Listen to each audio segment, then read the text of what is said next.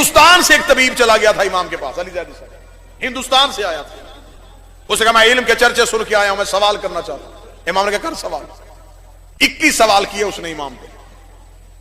اس نے کہا بتائیں انسان کے سر پہ بال کیوں ہوتے ہیں، پیشانی پہ لکیریں کیوں ہوتی ہیں، آنکھ کی شکل بادام کیوں ہوتی ہے، ناک کے نتنے نیچے کی جانب کیوں ہوتے ہیں، ہتھیلی پہ بال کیوں نہیں ہوتے، کوہنیاں پیچھے کیوں مڑتی ہیں، پاؤں کے تلوے میں یہ ابھار کیوں ہوتا ہے،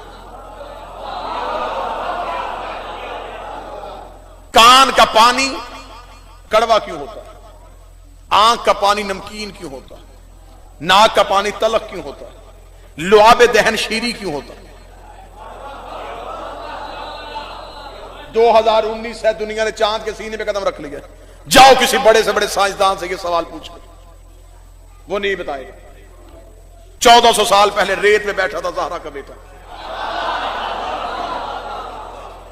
ہندوستان کے طبیب نے آ کے سوال پوچھا. امام نے کہا سن، انسان کے سر میں بال اس لیے ہیں کہ سورج کی تپش سیدھی دماغ کو نقصان نہ پہنچا سکے. اس نے کہا پیشانی میں لکیریں کیوں ہیں؟ امام نے فرمایا اس لیے کہ سر کا پسینہ آنکھوں میں نہ جا سکے. اب آپ نے کلاس بن کے نہیں سننا، آپ نے مجلس بن کے سننا. اس نے کہا مجھے بتائیں آنکھ کا پانی نمکین کیوں ہوتا ہے، آنسو نمکین کیوں ہے؟ کیا بہترین جواب. امام نے فرمایا اس لیے کہ آنکھ میں ہوتی ہے چربی، چربی کو محفوظ کرنے کے لیے نمک لگانا پڑتا ہے.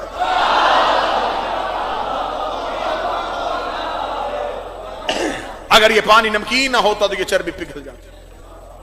اس نے کہا کان کا پانی تلخ کیوں ہوتا ہے؟ امام نے کہا کان کا پانی کڑوا نہ ہوتا تو انسان کے سوتے ہوئے کیڑے کان کے اندر چلے جاتے.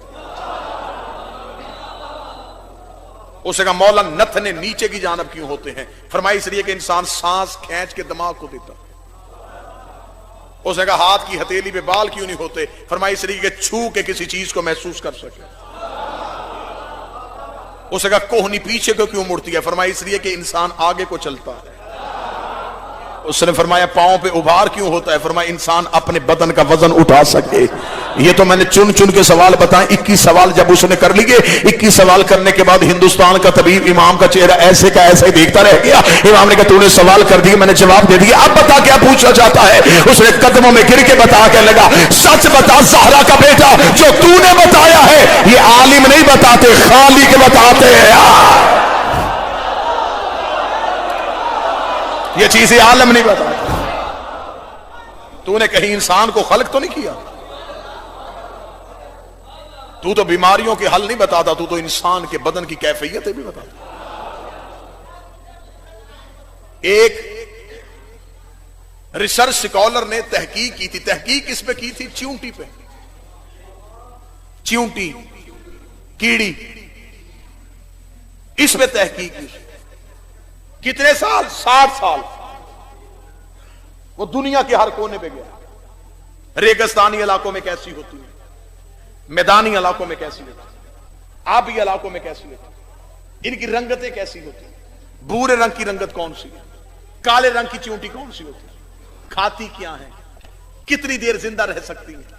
60 سال تحریک، 60 سال کی ریسرچ چیونٹی پہ. اتنی موٹی کتاب لکھنی 60 سال کے بعد، دی آنٹ چیونٹی. کتاب مارکیٹ میں آئی، تہلکہ مچ گیا.